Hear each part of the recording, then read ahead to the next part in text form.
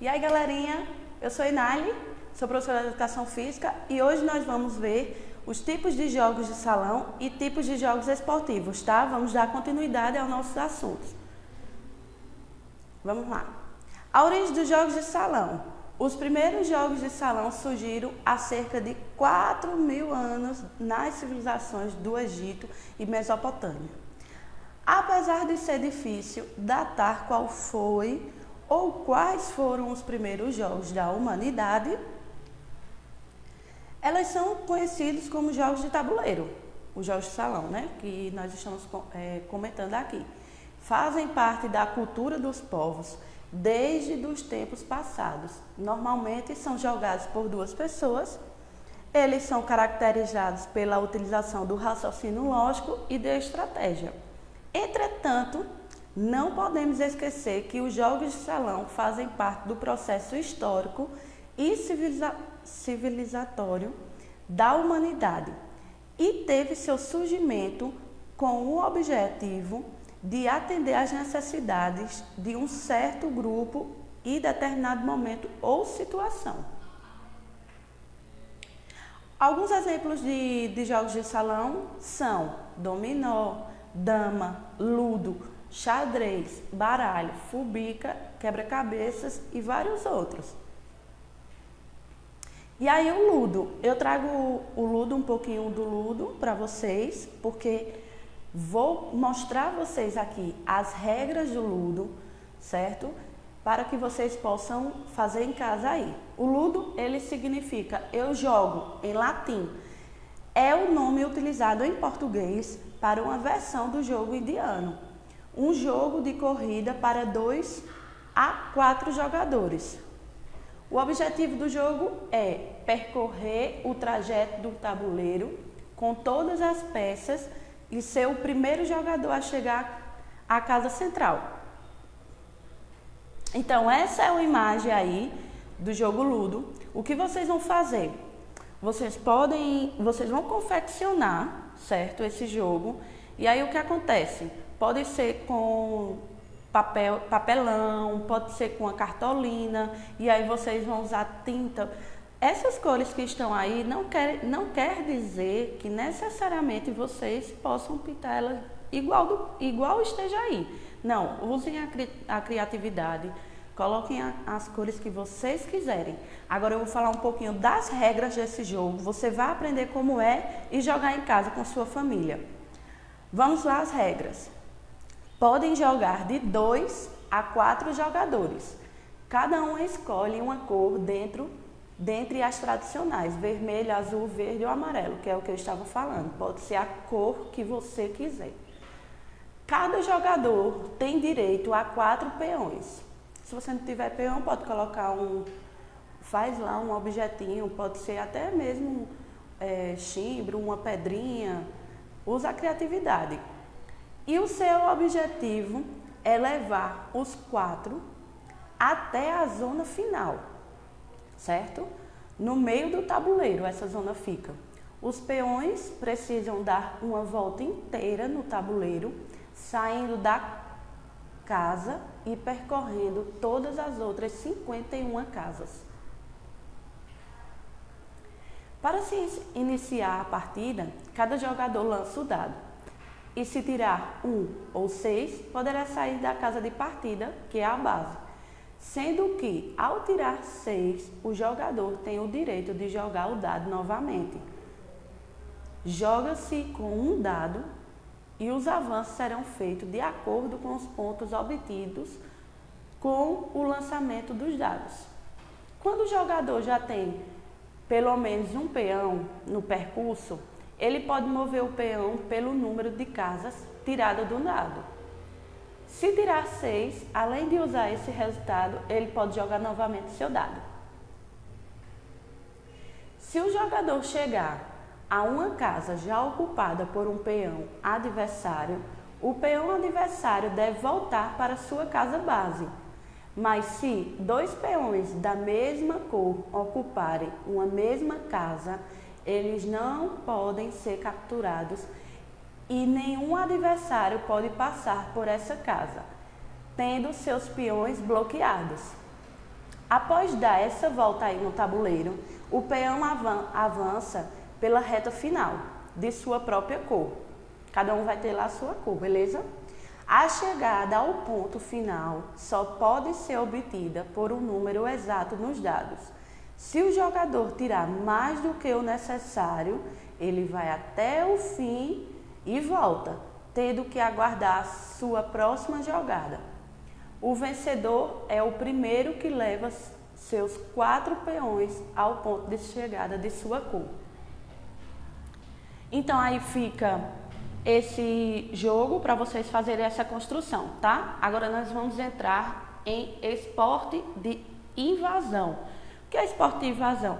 Esporte de invasão são as modalidades em que as equipes tentam ocupar o setor da quadra, o campo, defendido pelo adversário para marcar gol, ponto ou cesta. Ao mesmo tempo em que ele tem que proteger a sua própria meta.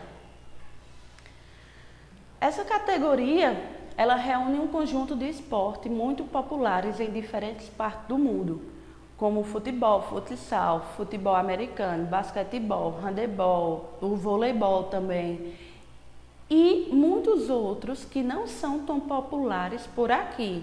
Aí eu trouxe apenas 3 exemplos aí, mas temos o hóquei na grama, o polo aquático, o rugby, que são também esportes de invasão, porém não são tão populares aqui em nossa região. Nesses esportes de invasão, é possível perceber a semelhança em que as equipes jogam em quadras ou campos retangulares. Para atacar a meta do adversário, uma equipe precisa necessariamente ter a posse de bola para avançar sobre o campo do adversário, geralmente fazendo passes, e criar condições para fazer os gols. Só dá para chegar lá conduzindo, lançando ou batendo, com um chute, o arremesso ou atacada, depende do esporte de invasão que você esteja praticando, na bola ou no objeto usado em direção à meta. Ao mesmo tempo em que uma equipe tenta avançar, a outra tenta impedir os avanços. E para evitar que uma chegue à meta defendida pela outra equipe, é preciso reduzir os espaços de atuação do adversário de forma organizada e sempre que possível tentar recuperar a posse de bola e ir para o ataque, ou seja, é aí onde existe a questão do contra-ataque. E agora vou trazer para vocês um pouquinho do futebol, como vocês conhecem também. E aí o futebol é a modalidade esportiva mais praticada no mundo e está presente de forma intensa na sociedade brasileira. Essa modalidade foi registrada oficialmente em 1863, em Londres, com a criação do futebol, que catalogou as primeiras regras da modalidade. Inicialmente, o futebol era praticado pela classe elitizada, passando a ser usufruído corporalmente pelas classes populares, a partir da Revolução Industrial, que esse assunto nós não vamos entrar, mas só para vocês terem uma noção, beleza? E aí vem o voleibol. O objetivo do jogo é não deixar a bola cair no próprio lado da quadra. E mais do que isso, fazê-la cair na quadra adversária. É um jogo muito dinâmico, pois ao mesmo tempo que um time realiza a defesa, coordena, tem que também ter o contra-ataque. Aí vamos ver um pouquinho das posições. Temos o líbero, o levantador, o atacante de meio ou central, o atacante de ponta ou ponteiro, passador e o oposto. O líbero é um jogador atuando como líbero posição, introduzida no voleibol a partir de 1993, com função específica de recepção e defesa. O levantador, essa posição tem como principal objetivo passar a bola da melhor maneira para quem está atacando.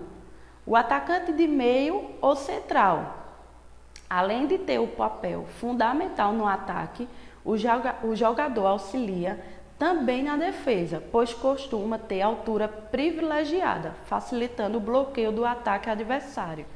O atacante de ponta ou ponteiro passador, assim como a posição anterior, os atacantes de ponta ou ponteiros passadores também têm a função dupla. Além de se preocuparem com as ações ofensivas, têm função defensiva importante. E o oposto é um jogador especialista em ações ofensivas da equipe. Recebe esse nome justamente pelo fato de o jogador atuar na posição oposta ao do levantador. E os fundamentos do vôlei? Temos o saque, recepção, levantamento, o ataque, o bloqueio e a defesa. O saque, além de ser a ação que inicia o jogo, o saque também é a primeira ação após o término de uma jogada. Recepção. Trata-se de uma ação direta contra o saque adversário e consiste em receber e controlar este ataque da melhor maneira possível, amortecendo a bola com o intuito de fazê-la chegar. O levantamento é uma ação do jogo que prepara para a finalização de um ataque e costuma ser o segundo toque dos 3 que a equipe pode realizar. Já o ataque é um fundamento que finaliza uma jogada de ataque. Sua execução começa desde o momento da recepção até a ação do levantamento. O bloqueio consiste no ato de impedir, próximo à rede, e a defesa, como o próprio nome já diz. Este fundamento tem como base defender e impedir o ataque adversário. E aí eu trago para vocês uma atividadezinha do que falamos aqui, beleza? Primeiro, realizar a confecção de um tabuleiro para realizar o jogo apresentado no início da aula. Ou seja, aquele jogo que eu apresentei para vocês, certo? Vocês vão fazer essa confecção aí. Vocês podem voltar essa aula, coloca pausa lá, deixa na imagem para vocês verem como é, tá? Não é difícil e façam essa confecção aí para jogarem com as pessoas da casa de vocês. 2. Pesquisar sobre os títulos conquistados pelo Brasil no evento Copa do Mundo. Após a pesquisa, identifique as mudanças que ocorreu. Exemplo, bolas, roupas, chuteiras, troféus. Ou seja, você vai fazer uma pesquisa sobre os títulos conquistados pelo Brasil na Copa do Mundo. E aí vocês vão identificar as mudanças que ocorreram. Como, por exemplo, a bola lá do primeiro título que o Brasil conquistou é a mesma bola que hoje? Então é isso aí a pergunta 2. 3. Assistir um jogo de voleibol e identificar as posições citadas nessa aula.